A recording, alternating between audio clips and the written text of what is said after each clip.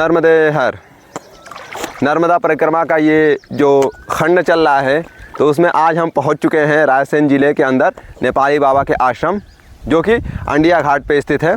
और इस समय मुझे ये बहुत ऐसा लग रहा है कि मुझे ये बताना चाहिए, क्योंकि पूरी नर्मदा परिक्रमा के दौरान हम लोगों ने देव, ऋषि और पितरों के निमित्त तर्पण दिया। तो ये प्रक्रिया आप लोगों को भी जाननी चाहिए कि आखिर में ये होता क्या है। आप बहुत जगह जाते हैं, जैसे काशी चले गए, हरिद्वार चले गए या फिर बद्रीनाथ चले गए, तो वहाँ पर आपने देखा होगा कि लोग पिंडदान करते हैं।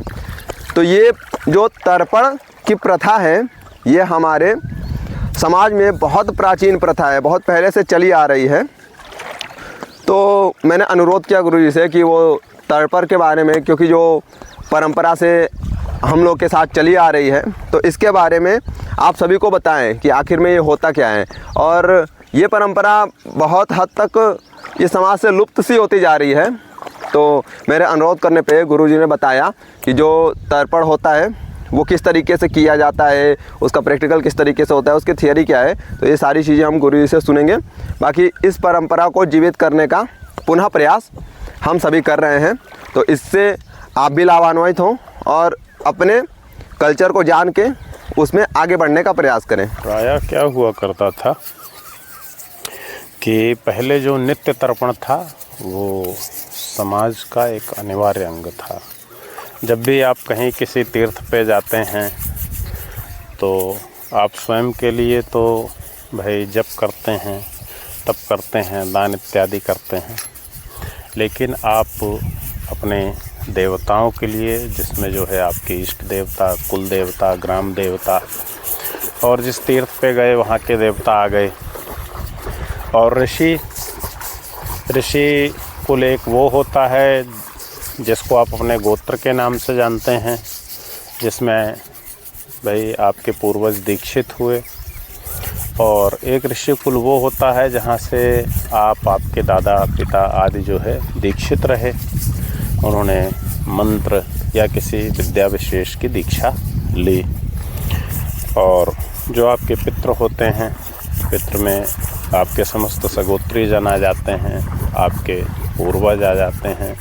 तो उसमें जीवित और गत, जो शरीर में नहीं है और जो शरीर में है, सबके लिए आप किसी तीर्थ में पहुंचते हैं तो क्या करते हैं भाई, सबकी अपेक्षा होती है।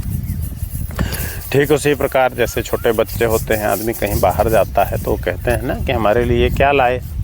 इसी प्रकार देवता, ऋषि और पितृ जो है अपेक्षा करते हैं कि आपने हमारे तीर्थ में जाकर हमारे निमित्त क्या किया। तो उसके लिए जो है प्राचीन काल से ही तर्पण का विधान रहा, देव, ऋषि और पितृ तर्पण का।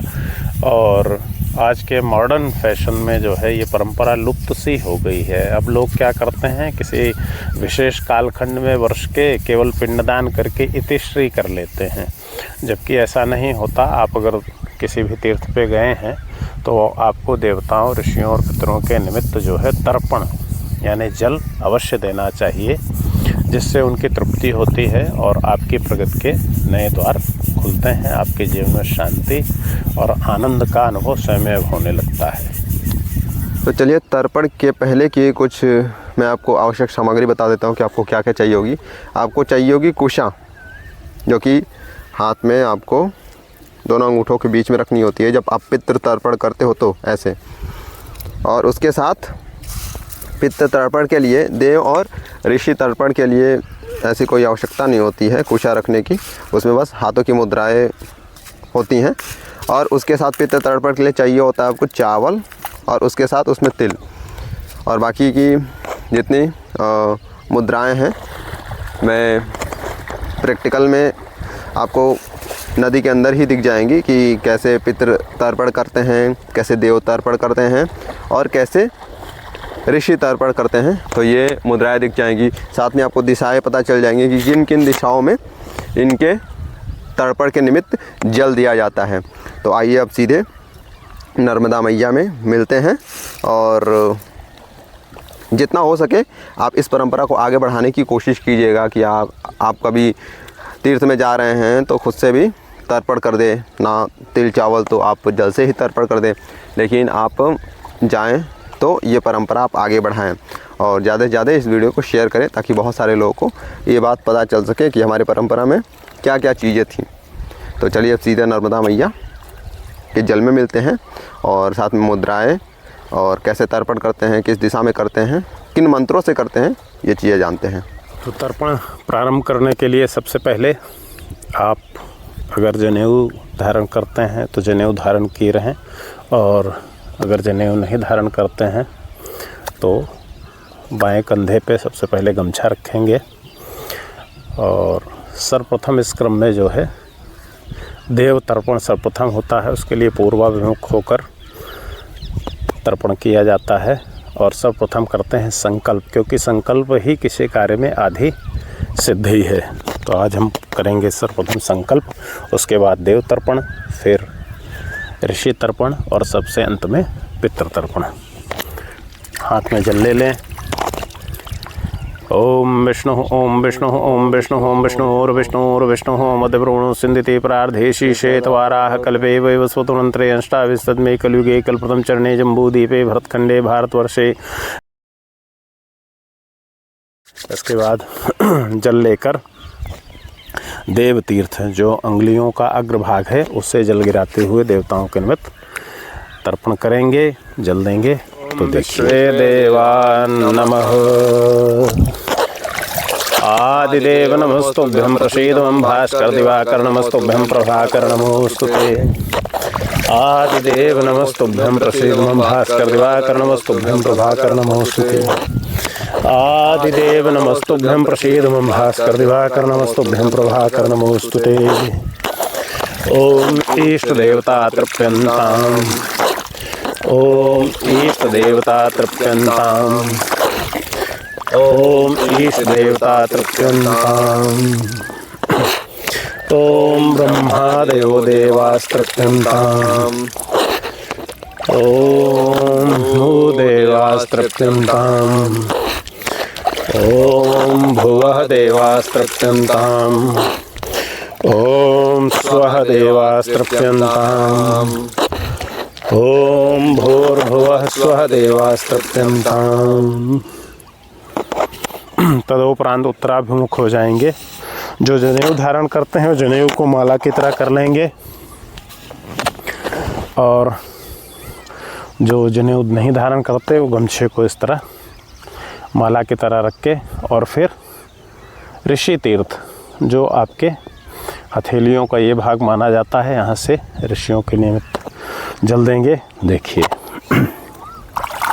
ओम सनकादयो मनुष्यास्तृप्यन्ताम्, ओम सनकादयो मनुष्यास्तृप्यन्ताम्, ओम भूः ऋष्यस्तृप्यन्ताम्, ओम भूः ऋष्यस्तृप्यन्ताम्, ओम भुवः ऋष्यस्तृप्यन्ताम्, ओम भुवः ऋष्यस्तृप्यन्ताम्, ओम स्वः ऋष्यस्तृप्यन्ताम्, ओम स्वः ऋष्यस्तृप्यन्ताम्, ओम भूर्भुवः स्वः ऋष्यस्तृप्यन्ताम्, ओम भूर्भुवः स्वः ऋष्यस्तृप्यन्ताम्। ओम श्री गुरुदेवताभ्यो तृप्यन्ताम्, ओम श्री परम गुरुभ्यो तृप्यन्ताम्, ओम श्री परम गुरुभ्यो तृप्यन्ताम्, ओम श्री परमेष्ठ गुरुभ्यो तृप्यन्ताम्, ओम श्री परमेष्ठ गुरुभ्यो तृप्यन्ताम्। तो देवताओं के लिए हमने पूर्वाभिमुख होकर जल दिया था, और ऋषियों के लिए उत्तराभिमुख होकर जल दिया, और पितरों के लिए हम जल देंगे दक्षिणाभिमुख होकर, और जनेऊ को दाहिने कंधे पे रख लेंगे। और देवताओं और ऋषियों को आप समझ गए। पितरों के लिए हम जो पितृ तीर्थ है, अंगूठे और तर्जनी का मध्य भाग, इससे जल देते हैं। बहुत अच्छा होता है। आप सामान्य रूप से जल से भी कर सकते हैं। अगर आप हथेली में चावल, तिल और कुशा रखते हैं तो उससे पितरों को अक्षय तृप्ति प्राप्त होती है। तो अगर आप ये सामग्री लेकर जा सकते हैं तो बहुत उत्तम है। नहीं ले जा सकते तो कम से कम जल से ही, तीर्थ जल से उनके निमित्त जलांजलि जो है अवश्य देना चाहिए। ऐसा अंगूठे के नीचे कुछ दबाकर जल लीजिए। ओम काव्यवाड्लादयः पितरस्तृप्यन्ताम्। ओम काव्यवाड्लादयः पितरस्तृप्यन्ताम्। ओम काव्यवाड्लादयः पितरस्तृप्यन्ताम्। ओम चतुर्दश्यमांस्तृप्यन्ताम्। ओम चतुर्दश्यमांस्तृप्यन्ताम्। ओम चतुर्दश्यमांस्तृप्यन्ताम्। ओम भूः पितरस्तृप्यन्ताम्। ओम भूः पितरस्तृप्यन्ताम्। ओम भूः पितरस्तृप्यन्ताम्। ओम भुवः पितरस्तृप्यन्ताम्। ओम भुवः पितरस्तृप्यन्ताम्। ओम भुवः पितरस्तृप्यन्ताम्। ओम स्वः पितरस्तृप्यन्ताम्। ओम स्वः पितरस्तृप्यन्ताम्। ओम स्वः पितरस्तृप्यन्ताम्। ओम भूर्भुवः स्वः पितरस्तृप्यन्ताम्। ओम भूर्भुवः स्वः पितरस्तृप्यन्ताम्। ओम भूर्भुवः स्वः पितरस्तृप्यन्ताम्। देवताओं के निमित्त पूर्वाभिमुख होकर एक एक अंजलि जल दिया जाता है। ऋषियों के लिए उत्तराभिमुख होकर ऋषि तीर्थ से 2-2 अंजलि जल दिया जाता है और पितरों के लिए दक्षिणाभिमुख होकर 3-3 जल अंजलि देने का विधान है। इसका विशेष ध्यान रखें। तर्पण के लिए जल देने के उपरांत जिस तीर्थ पे भी आप उपस्थित हैं उस तीर्थ से जो है प्रणाम करें और कई बार प्रत्येक कर्म में भूलवश जो है कुछ न कुछ त्रुटियां हो जाती हैं, उसके लिए क्षमा प्रार्थना करें। तो सर्वप्रथम जो है हम तीर्थ देवता से प्रार्थना करेंगे। जैसे हम नर्मदा तट पर उपस्थित हैं तो विद्युत पुंज समाभास व्याल यज्ञोपवीतनी त्रिशूलाग्र करा सौम्या मात नर्मदा नभोस्थिते शिव प्रिय में कलशय से सकल सिद्धि सुख संपत्ति राशि। हे भगवती नर्मदा, आज हम आपके पुण्य सलिल जल में स्थित होकर इस दिव्य तीर्थ तट में उपस्थित होकर हमने देवताओं, ऋषियों और पितरों के निमित्त जल दिया, उनको जलांजलि दी। तो इस जल को प्राप्त कर वे अक्षय तृप्ति को प्राप्त हों और हम पर सदा सर्वदा अपना शुभाशीष कृपा वृष्टि बनाए रखें। आपके चरणारविंदों की कृपा दृष्टि जो है कृपा हम पर सदा सर्वदा बरसती रहे। आपको बारंबार नमस्कार है। आपके इस दिव्य पुण्य सलिल तीर्थ क्षेत्र को बारंबार प्रणाम है। तदोपरांत भूत, बेताल और कुष्मांड जिनके निमित्त कोई जलांजलि शायद ही करता हो तो उनको भी जल देने का विधान है। तो भूत, बेताल इत्यादि जो भी इतर योनि के जीव हैं उनके निमित्त हम यहाँ जल देंगे। देखिए, भूत बेतालाः कूष्मांडा भूत राक्षसाः से सर्वे तृप्त मायान्तु मया दत्तेन वारिणा। इसके बाद कुल में बहुत सारे लोग ऐसे होते हैं जो कभी कोई साधु सन्यासी हो गया, ज्ञात अज्ञात मृत्यु हुई और कुछों की जो है बालावस्था में मृत्यु हो जाती है, जिनका अग्निकर्म संस्कार नहीं होता है, तो उनके निमित्त जो है हम फिर तीर्थ से अंजलि भर जल लेकर बाहर निकलते हैं और उनके लिए जल देते हैं। देखिए, अग्निदग्धाश्च ये जीवा ये अप्यदग्धाः कुलेमं भूमौ दत्तेन तोयेन तृप्तायान्तु परां गतिम्। इस प्रकार ये तर्पण का क्रम पूरा हुआ और आप इस लुप्त होती हुई संस्कृति के एक दिव्य भाग को सीखें, उसे पुनर्जीवित करें, क्योंकि आपके देवता, ऋषि और पितृगण आपसे तीर्थों में ज़्यादा कोई अपेक्षा करते नहीं, जलांजलि की अपेक्षा करते हैं। जल देने से उन्हें अक्षय तृप्ति की प्राप्ति होती है और आप सबको उनका शुभाशीष। हर नर्मदे हर।